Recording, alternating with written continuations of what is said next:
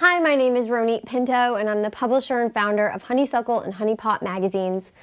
And welcome to our show, Honey Talks. Well, thanks for being with us. So I thought that since you were just in our female edition, we could talk about some of the things that you do. You came to cannabis as medicine as a chronic pain survivor. Yeah. So basically, for as long as I can remember growing up, I always had back pain and stiff joints. Right. So as a kid, you're supposed to be flexible and resilient. And you're supposed to cartwheel across the living room floor.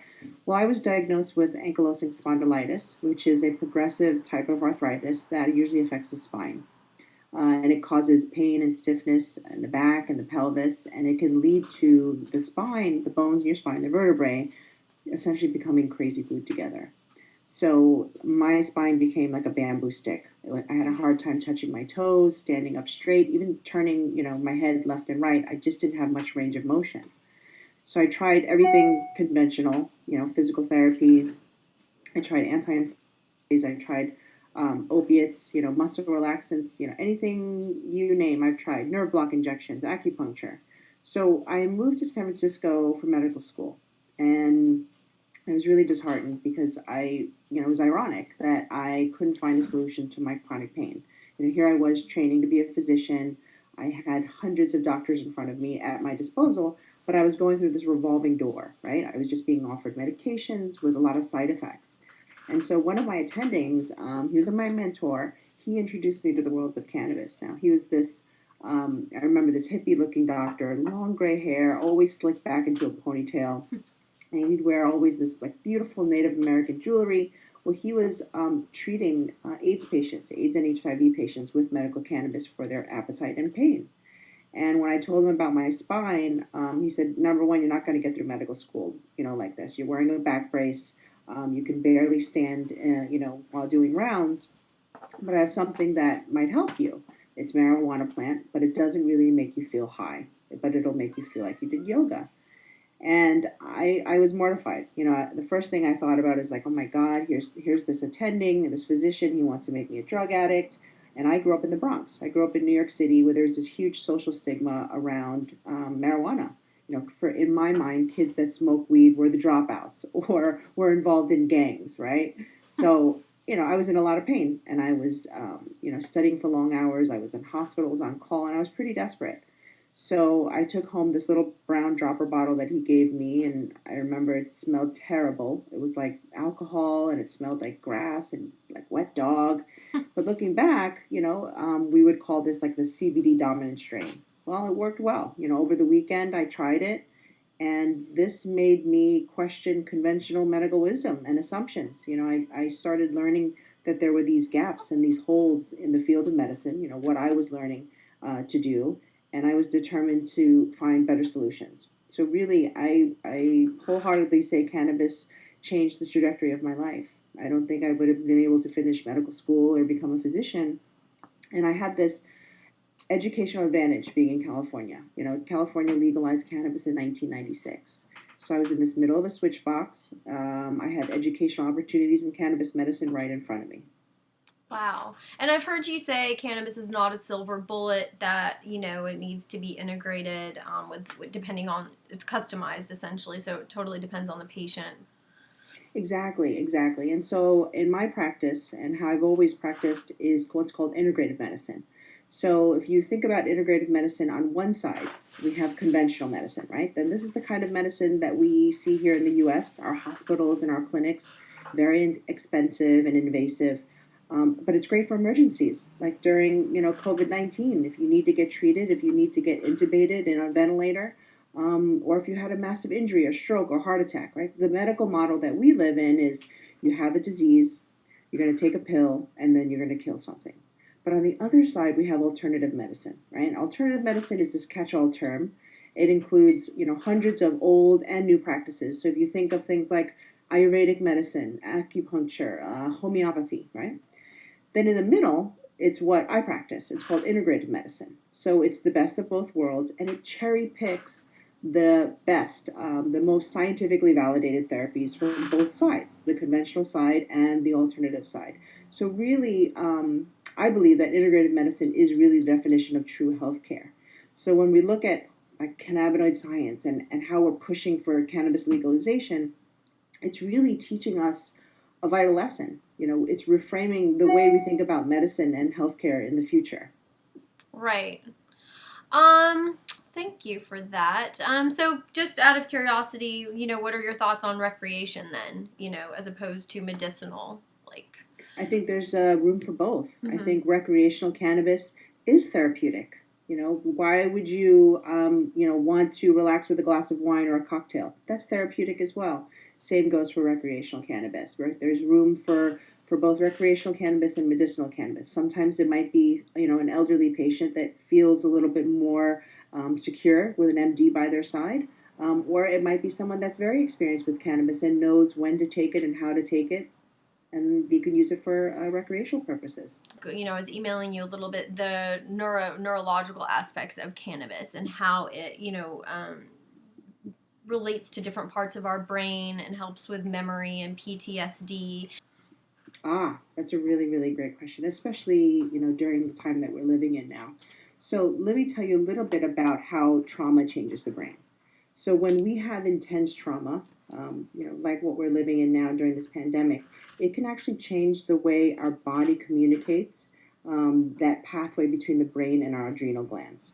So when we're in a lot of stress, when there's overactive adrenal function, we produce the stress hormone, cortisol. So we have increased blood pressure, our heart's beating, we might feel increased anxiety and stress, even blood sugar levels will increase. And this actually affects our immune system. It affects our ability to respond to infections, acute or chronic. It affects our digestion, our sleep, our focus. A lot of patients are telling me they feel like they're in a fog all the time right now, or I feel like I'm moving through molasses. And we have this fight or flight response.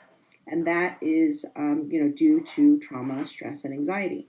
So with the endocannabinoid system, which we all have in our body, our ECS controls how we eat, how we sleep, how we relax, how we forget and protect ourselves.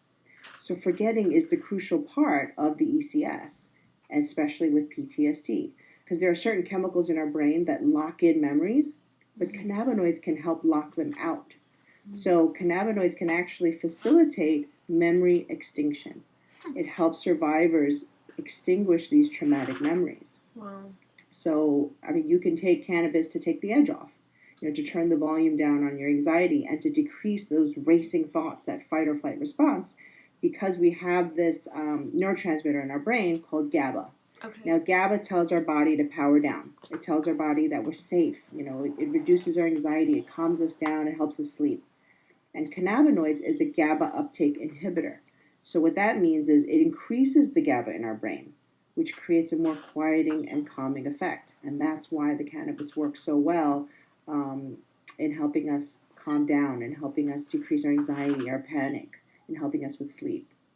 So are memories purely a function of neuroscience then? It's pure, by nature, what is a memory? The brain has the largest amount of cannabinoid receptors. And when we look at memory, it's our way of processing. Forgetting is a way of us processing. And if we think of overstimulation, and Dr. Meshulam talks about this a lot, let's say we're driving down the freeway. Our own endocannabinoid system helps us temper the onslaught of stimulation. You see the trees, you see cars, coming from your left, someone's braking in the right, you hear music. So our own internal cannabinoid system helps us temper that overstimulation. And sometimes patients that have overactive memories, through trauma, PTSD, through anxiety or stress, their endocannabinoid system is not working. So they're unable to temper that hyperarousal, that excessive fight or flight response. And how would you say that cannabis compares to some traditional antidepressants or mood stabilizers? It really depends on the patient. Sometimes prescription medications work really, really well. Antidepressants, sometimes benzodiazepines, Xanax, but sometimes it comes with a lot of side effects. So sometimes patients will come and say to me, I feel like I've lost my personality. I've been on, X, Y, and Z medication. It really hasn't worked, but I just feel numb. I don't feel like I'm living life. And sometimes they try cannabis or someone's given them cannabis to try and they feel so much better. Doctor, for you, what is your specialized focus? I mean, are you going to get more into the neuroscience? Are you more concentrated on pain? Are you sort of with the body, with the brain, both? That's an excellent question. So, a lot of physicians are specialists. The problem with that is they work in their own silos. So, let's say you have a digestive issue, right? You go to your GI doctor, your gastroenterologist, and he looks at it and he goes, "Oh, there's no problem with your digestion here. It must be a muscle issue because it looks like you have a really tight back." And then you go to the orthopedist, and the orthopedist takes an x ray and says, "No, you don't have any low back pain. It must be in your head. Why don't you go see the psychiatrist?" What we forget, and that's what integrative physicians do, is they look at the body as a whole unit. Everything is interrelated and everything affects each other. So if you're saying, oh, are you going to affect more on the neuroscience versus the back pain or physiological chronic pain? But it's all interrelated. Right. Now, what percentage of doctors or health practitioners know that, would you say, at this point? Oh, no. We, because we're in the Western Hemisphere, our culture is guided by the pharmaceutical industry. Medical school education is guided by pharma. Again, that disease model that I told you. The conventional model is you have a disease, you are going to take a pill, and you're going to kill it. So there is less physicians that are integrative. But what's the wonderful thing is we have body workers, we have, healers, coaches, nutritionists, naturopathic physicians. So there is a whole array of alternative and complementary healing that we can arm ourselves with. Well, what's interesting now during COVID is I'm busier now more than ever because people are slowing down and they're actually really looking at things like, wow, how can I strengthen my immune system? How can I start exercising and better nutrition? Because they have the time. They're on pause. They're reading a lot. They're, looking at, your magazine, your outlet, your platform, and they're asking more and more questions. Talk a little bit about COVID. I mean, you've mentioned a little bit, but, was it just like a drastic increase or change in your practice? What have been some of the effects you've seen? There's been a drastic increase in my practice, especially the telehealth component. Patients are, the number one complaint is insomnia. I just can't sleep. I can't sleep, and then it creates anxiety and it creates stress. And a lot of patients are home alone. So these are elderly patients. These are, home parents that are home with their children, and they're not finding a way to get restorative sleep or rest or time away. So they're looking for support in any way that they can. So I do find that there is an increased need to reach out to just the human connection. And they can't contact their physicians because the physicians, especially on the front lines, are just overworked. They're not accepting new patients. And so that's what I'm here for. I'm here as an integrative approach, talking about cannabis or not, but also talking about nutrition, holistic health, and healing as well. All right. Well, thank you so much. Oh, you're so welcome. It was so good to see you. I'm so glad you called. You too.